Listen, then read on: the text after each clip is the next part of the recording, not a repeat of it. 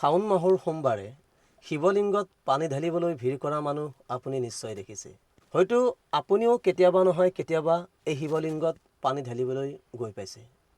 কিন্তু আপুনি জানেনে এই শিৱলিংগত কিয় শাওণ মাহৰ সোমবাৰে নতুবা শাওণ মাহত পানী ঢালে? আপুনি নিশ্চয় জানে, দেৱতা আৰু দানৱৰ দ্বাৰা যেতিয়া সাগৰ মন্থন কৰা হৈছিল, সেই মন্থনৰ সময়ত বিষ উৎপন্ন হৈছিল আৰু সেই বিষ কেৱল মহাদেৱেহে পান কৰি সমগ্ৰ মানৱ সমাজকে আদি কৰি দেৱতাসকলক ৰক্ষা কৰিছিল।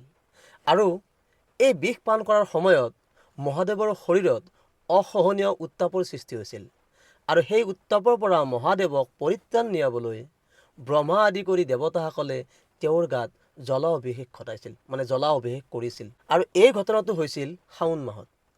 আৰু তেতিয়াৰ পৰাই এই ঘটনাটোক আলম কৰি শাওণ মাহত শিৱলিংগত পানী ঢলাৰ এটা প্ৰথা পৰম্পৰাগতভাৱে চলি আছে।